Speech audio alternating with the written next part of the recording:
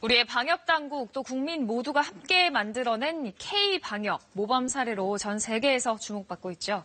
시민들의 힘이 우리 사회에 가져온 변화와 미래에 주는 희망을 오한솔 윤지연 기자가 차례로 짚어봤습니다.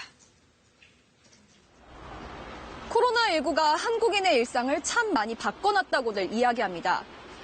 그렇다면 무엇이 얼마나 바뀌었을까요? KBS는 시사인 그리고 서울대학교와 함께 코로나19 이후의 한국 사회를 심층 분석해봤습니다. 먼저 한국인의 방역 태도 점검해봤습니다.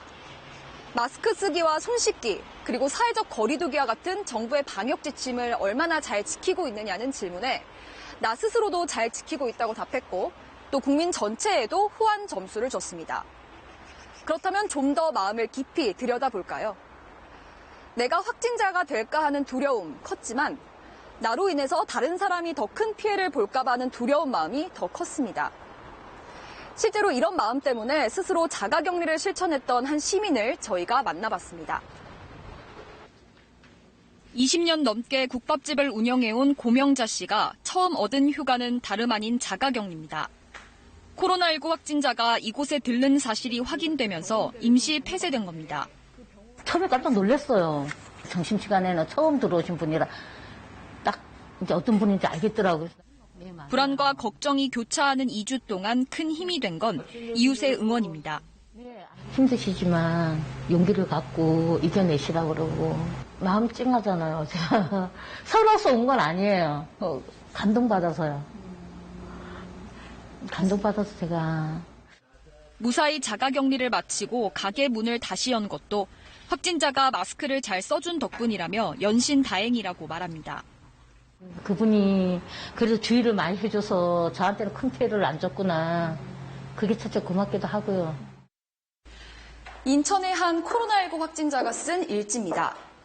처음 몸에 이상 증상을 느꼈던 건 이 코로나19에 대한 경계심이 비교적 크지 않았던 지난 1월 말부터입니다. 하지만 이 확진자는 자신의 체온 변화와 증상, 만났던 사람과 들렀던 장소까지 꼼꼼하게 기록해뒀습니다. 이렇게 써내려간 게 모두 38장입니다. 이 중에 마지막 장을 쓰고 난 1시간 뒤 이 확진자는 최종 확진 판정을 받았습니다. 23일 동안 이 확진자가 밀접 접촉한 사람은 모두 23명. 이 가운데 추가 감염자는 1명도 없었습니다.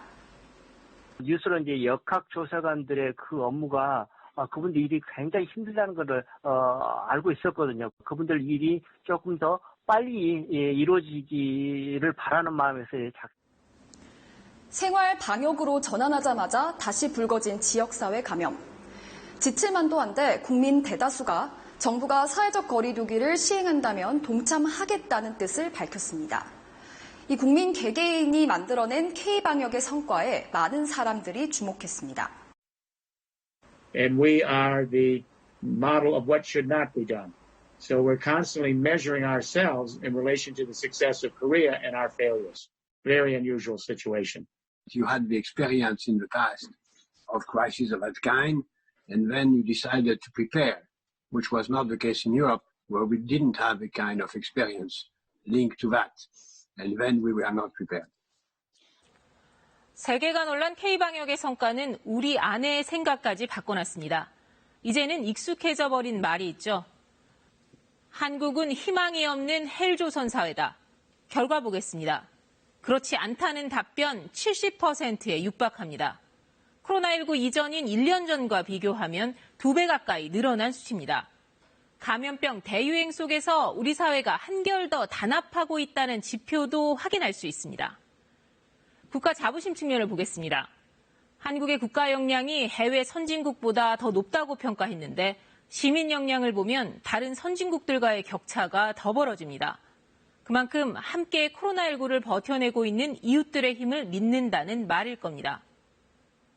그런데 저명한 프랑스 학자 기소르망은 K-방역의 성과를 극찬하면서도 집단을 중시하는 유교 문화, 감시받는 데 익숙한 사회라 그렇다 이렇게 말했습니다. 정말 그럴까요? 하지만 조사 결과 서구 일각의 이런 시각과는 달리 민주적 시민 성향이 높을수록 오히려 방역에 적극 참여한 것으로 나타났습니다. 수평적이고 좀 개인주의적인 가치관을 가진 사람들, 그리고 공감 능력이 높은 사람들, 이런 사람들이 오히려 방역에 열심히 참여한 것으로 나오고, 코로나19는 우리 스스로도 잊고 있던 우리의 저력을 확인시켜줬습니다. 그 경험과 역량이 코로나 사태 이후 우리 사회에 어떤 에너지로 작용할지 주목됩니다. KBS 뉴스 윤지연입니다.